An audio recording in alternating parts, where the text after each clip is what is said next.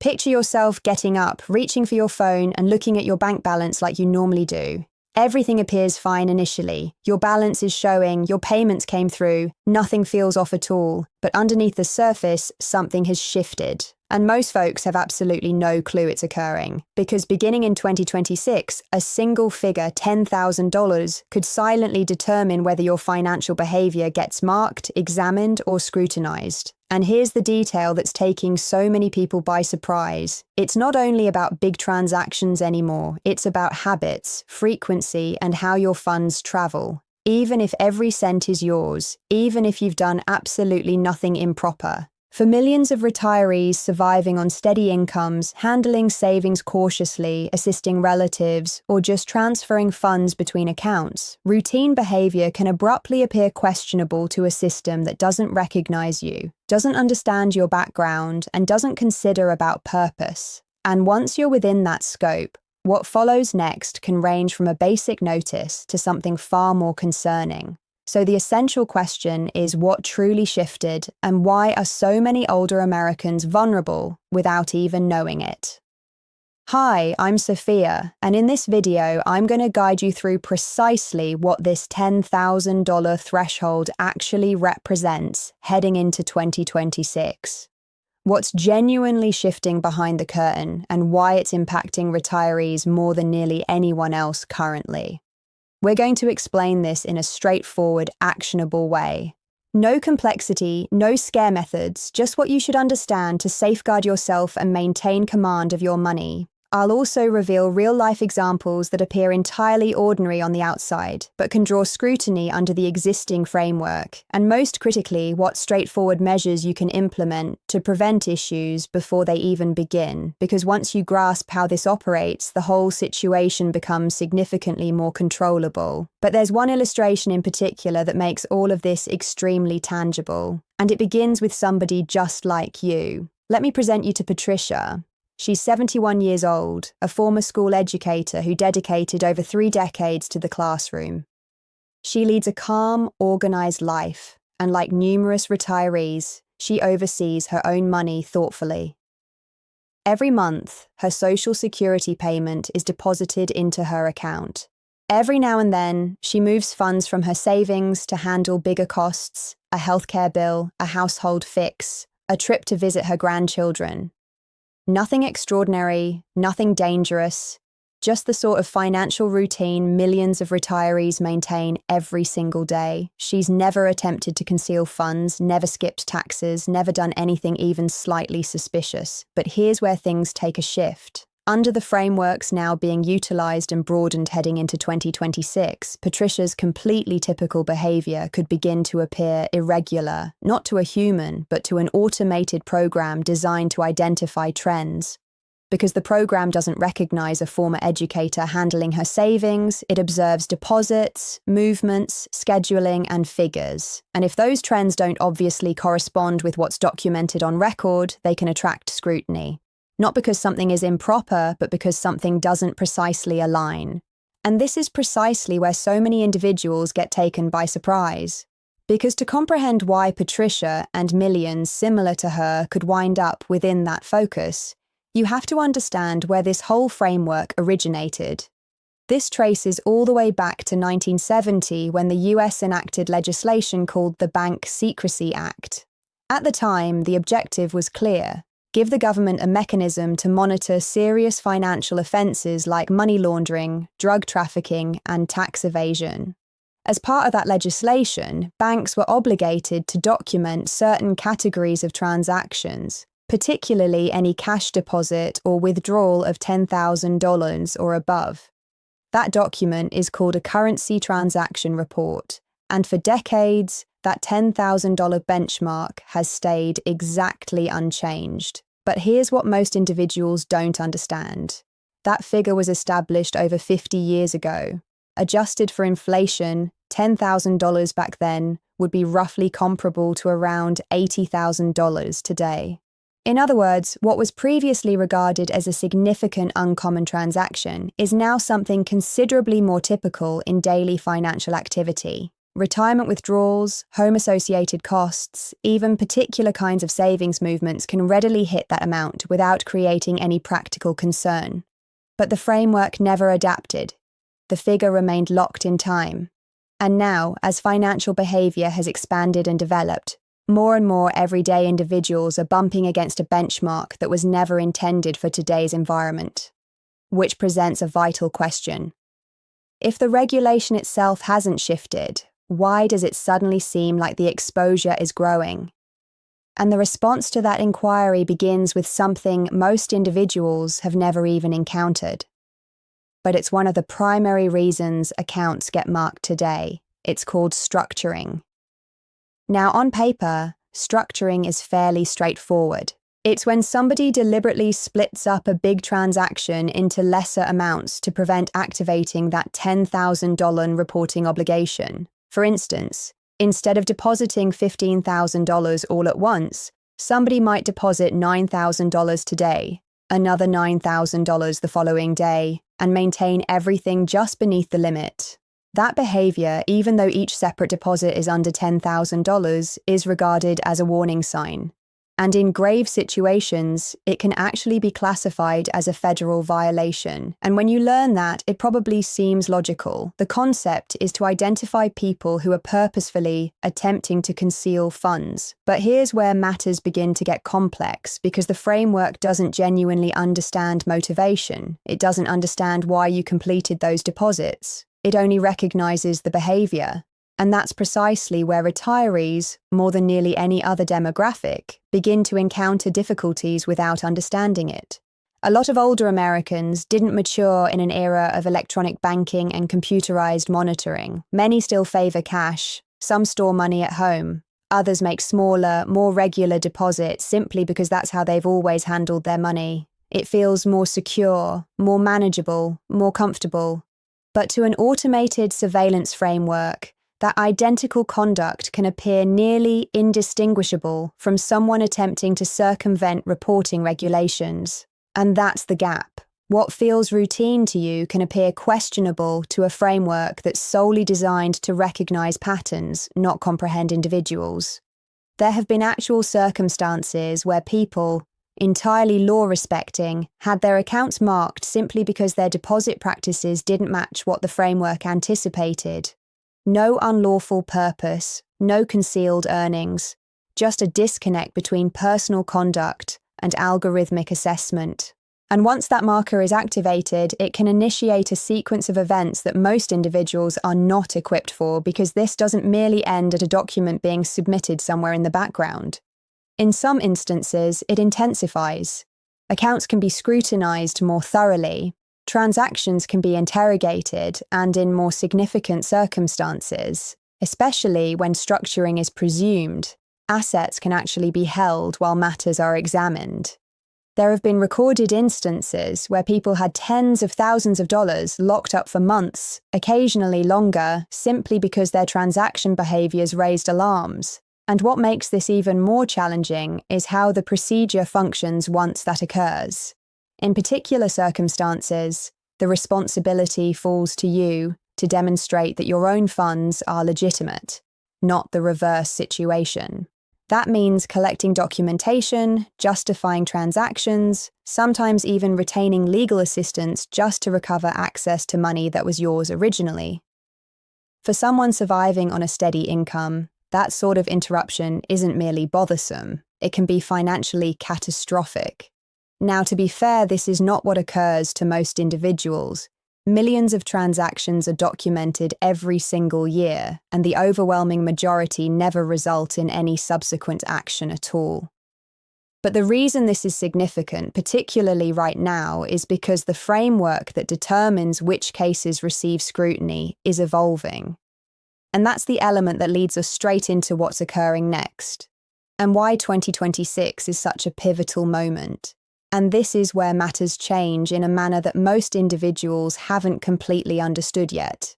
Because heading into 2026, the most substantial shift isn't the $10,000 regulation itself, it's how that regulation is being applied. For decades, these documents mostly resided in enormous databases with restricted capacity to examine them in a practical real-time fashion. There was simply too much information and not enough capability to link all the pieces. But that's no longer true. The IRS now has considerably more resources, more sophisticated platforms, and far more advanced instruments built to evaluate financial information at volume. What previously demanded manual inspection can now be accomplished automatically. Trends can be identified instantly. Transactions can be compared against your documented earnings, your tax submissions, and your financial background without any person ever examining it first. So, what does that practically signify in simple language? It means the framework is no longer merely gathering data, it's analyzing it. If funds arrive in your account, the framework can inquire, does this correspond with what this individual reports earning? If there are recurring deposits, it can inquire, does this behavior mirror recognized risk indicators?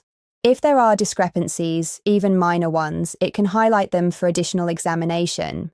And all of this can occur silently in the background without you ever realizing it's occurring. The regulation didn't shift, but the implementation did. And that single transformation is what's rendering the $10,000 benchmark more significant and in certain situations more hazardous than it has ever been previously. Now, this impacts everyone to some extent, but retirees are in a particularly exposed position within this framework, and the explanation relates to how retirement money actually functions in daily life versus how it appears on documents. During your employed years, earnings tend to be consistent. You receive a salary, taxes are deducted, everything is comparatively uncomplicated. But in retirement, that arrangement shifts entirely. Revenue starts arriving from various channels: Social Security, pensions, retirement funds, savings, and it doesn't consistently follow a neat, uniform schedule. One month might be uneventful, the following might involve a bigger withdrawal, a movement, or a one-time deposit. To you, it makes complete sense, but to an automated framework searching for regularity, those fluctuations can become noticeable. Take retirement withdrawals, for instance. If you extract funds from an IRA or a 401k, particularly for required minimum distributions, those sums can readily surpass $10,000 depending on the magnitude of your reserves. That transaction gets documented. And if your tax filing doesn't explicitly indicate or clarify that transfer of funds in a manner the framework can readily verify, it can prompt inquiries. Not because anything is improper, but because the framework is constructed to highlight what it doesn't instantly comprehend. The identical thing pertains to other typical circumstances retirees encounter: shifting funds between accounts, merging assets, or addressing large unexpected costs. These are standard financial choices, but they don't consistently appear standard through the perspective of computerized evaluation. And that's truly the fundamental problem. It's not that retirees are doing anything improper, it's that their monetary lives are more intricate, more inconsistent, and more prone to generate trends that don't smoothly correspond with what the framework anticipates. Which is precisely why particular routine circumstances, actions many retirees perform without hesitation, are becoming some of the most frequent causes for scrutiny. And once you observe what those circumstances are, you begin to understand just how simple it is to unintentionally fall into one of these trends without even recognizing it. So, let's examine the circumstances that are most significant, because these are the precise instances where entirely standard financial conduct can begin to appear doubtful from the outside, even when everything is completely legitimate. The first one is retirement withdrawals. This is one of the most typical causes, and virtually no one gives it a second thought. You've spent years accumulating your reserves, and now you're pulling from those accounts to fund your lifestyle. Maybe it's a required minimum distribution. Maybe it's a bigger extraction to address a significant cost like property maintenance or healthcare expenses. Either way, it's your funds. But if that extraction crosses particular limits, especially near or above $10,000, it gets documented. And if the scheduling or sum doesn't explicitly correspond with what's indicated on your tax filing, even temporarily, it can trigger a notation, not a conclusion, just an inquiry. But that inquiry can be sufficient to place your account under observation. The second circumstance is providing funds to relatives. This is something numerous retirees feel proud about. Assisting children, helping grandchildren, contributing to significant milestones like schooling or purchasing a residence, and in most instances, it's entirely lawful.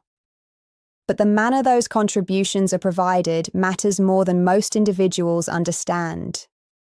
Big transfers, frequent transfers, or cash-based contributions can all generate behaviours that appear irregular if they aren't properly recorded. The framework doesn't perceive kindness. It perceives fund movements, and if those movements aren't simple to decode, they can attract attention, particularly when numerous transactions happen within a brief time frame. The third is significant life changes like disposing of property or obtaining an inheritance. These are major monetary events, frequently involving substantial sums that pass through your accounts simultaneously. Maybe you're reducing size, moving, or administering a family property. The figures involved can be considerable, sometimes well beyond that $10,000 benchmark. And while these transactions are completely lawful, they can produce temporary surges in your monetary behavior that contrast dramatically with your typical trends. Again, it's not that anything is improper, it's that the framework is built to observe when something shifts abruptly. And the fourth circumstance is one that goes unnoticed by many individuals: cash-based practices or casual monetary arrangements. This covers things like disposing of personal belongings, receiving rent, or even assisting a relative by temporarily keeping funds and then forwarding them afterward.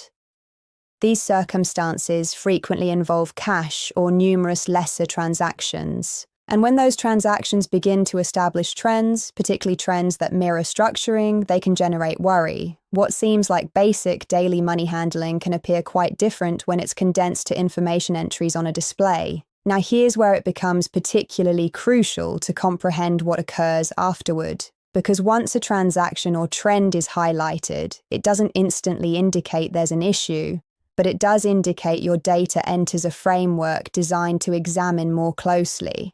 When a bank submits a document, whether it's connected to a major transaction or a questionable trend, that data is transmitted to a federal repository, administered by the Treasury Department. From there, it becomes available to organizations like the IRS, which employ their own instruments to determine whether anything requires additional focus.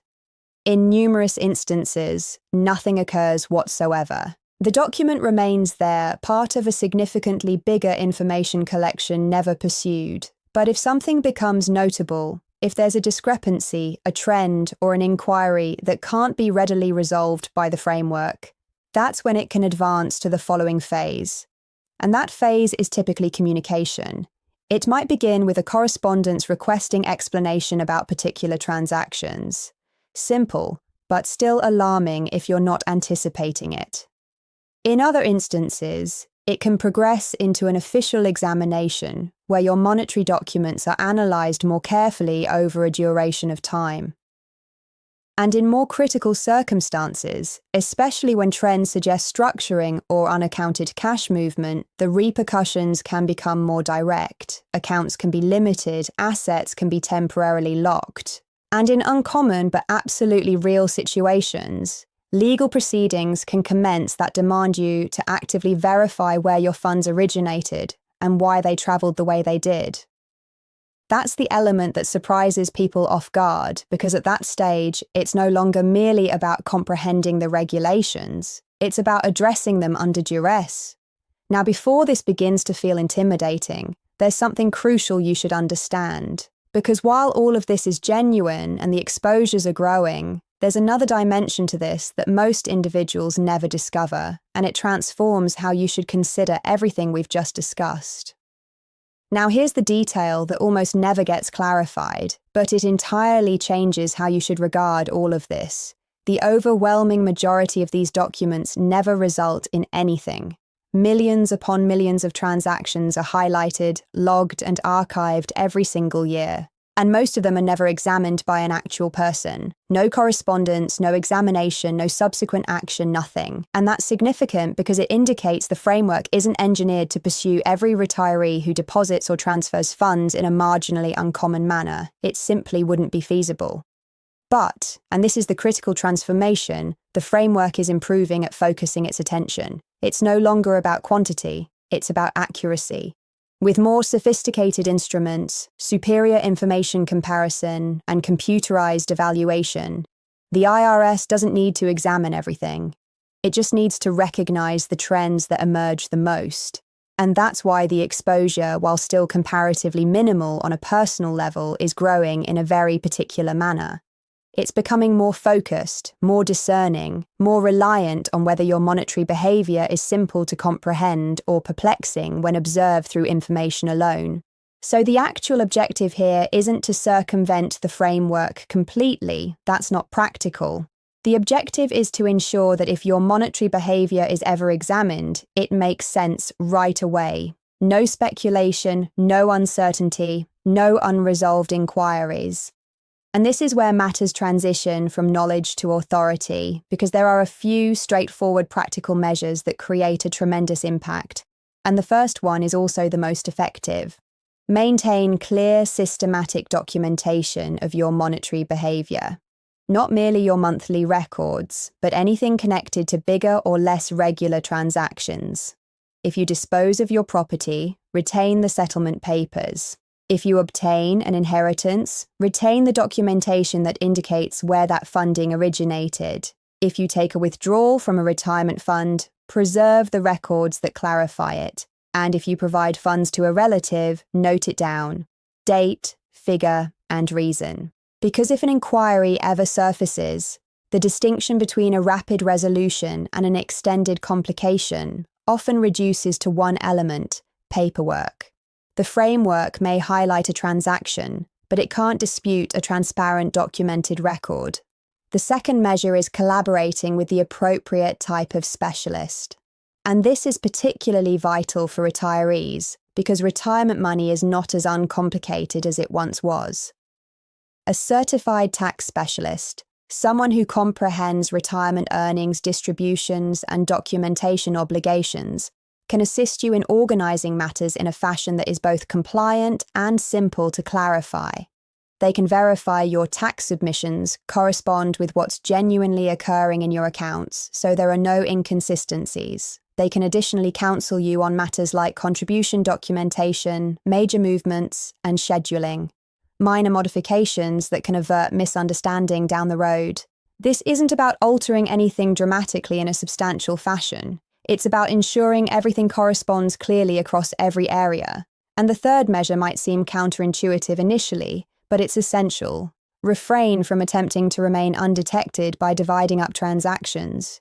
If you need to transfer a substantial sum of funds, execute it properly in one transaction and record it appropriately, because several smaller deposits that land just below $10,000 can appear considerably more questionable than a single bigger one that is thoroughly explained.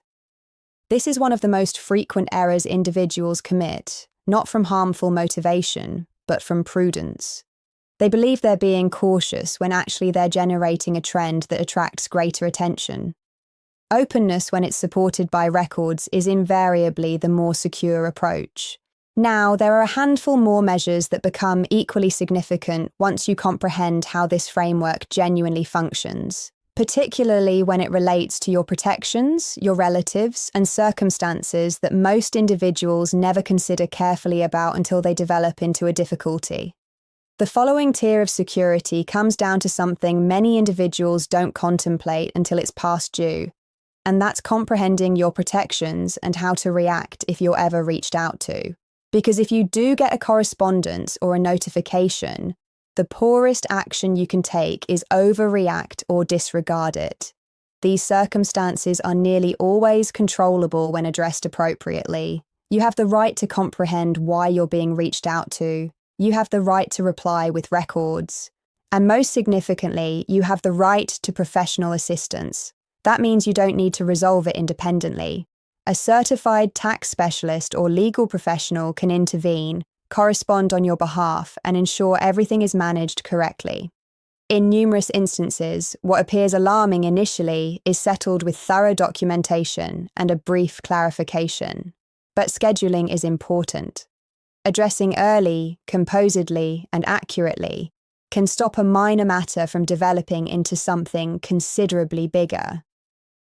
Another measure that becomes extremely vital, particularly for retirees, is ensuring that any monetary support between relatives is conducted in a fashion that's simple to follow and clarify. This is where considerable misunderstanding can develop without anyone recognizing it. Maybe a grown child is assisting with costs by placing funds into your account. Maybe you're supporting a grandchild and transmitting money consistently. On an individual level, it's straightforward and kind, but from the framework's viewpoint, recurring deposits, particularly in cash or varying sums, can begin to create trends that don't readily make sense. And once more, the framework doesn't comprehend connections, it comprehends information, so the optimal approach to manage this is to establish transparency. Use approaches that produce a trail like written payments or digital transfers, and maintain records about what those movements are for. It doesn't require being elaborate, it simply requires being obvious. And then there's something that frequently remains unaddressed, but it serves a very significant function in all of this. Life transitions. As individuals age, overseeing money can grow more involved. Not inherently because the funds are complicated, but because the structures surrounding them are. Some retirees start to depend on relatives to assist in managing accounts, settling obligations, or shifting funds. Others establish automated movements or joint access without completely reconsidering how everything is arranged over time. And in circumstances where recollection or mental sharpness starts to diminish, even marginally, it becomes simpler for transactions to occur without a complete grasp of how they might look from the exterior. That's not a shortcoming. It's a circumstance numerous families encounter. But it does heighten the significance of having the proper safeguards established. If you're assisting a parent or family member in managing their money, ensure everything is configured correctly. That means possessing legal permission, like a power of attorney, so there's no uncertainty about who is overseeing the account and why. It additionally means maintaining comprehensive documentation of everything you do on their behalf. Every movement, every settlement, every deposit should be simple to justify if required. Not because you foresee a difficulty, but because if a question ever emerges, you're equipped to address it promptly and transparently. That degree of structure shields both the individual overseeing the funds and the individual whose funds they are. Because at the conclusion of everything, most of the complications that emerge from this framework aren't triggered by misconduct. They're triggered by ambiguity, distances between what genuinely occurred and what can be plainly demonstrated. And when you eliminate that distance, you significantly lower the probability of ever encountering a difficulty in the initial place. But there's one additional topic that warrants consideration because it's not solely about how the framework perceives you. It's additionally about how malicious individuals can exploit it and how rapidly a typical circumstance can develop into something considerably more grave if you're not conscious of what to watch for. One of the most disregarded dangers in all of this has nothing to do with the IRS specifically, but it can still draw you into the identical type of difficulty, and that's monetary fraud. Because currently, there are offenders deliberately focusing on retirees with directions that sound basic, pressing, and strangely precise. They might request you to take out cash, transfer funds in lesser portions, or transmit money in a fashion that circumvents notice.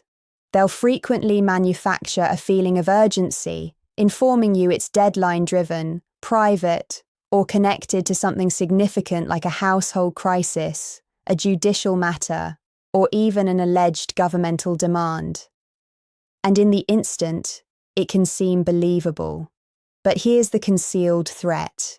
Those precise directions, transferring funds in lesser portions, responding hastily, circumventing standard procedures, can generate trends that appear precisely like structuring or questionable behavior. So, not only can these frauds take your funds, they can additionally leave behind a monetary trail that triggers warnings in the framework. From the exterior, it may appear like you were purposefully attempting to transfer funds in a specific fashion, when in actuality, you were being deceived. And that's what renders this so consequential, because once those trends exist, they don't arrive with explanation. They don't communicate that you were under coercion or misguided. They merely display what transpired.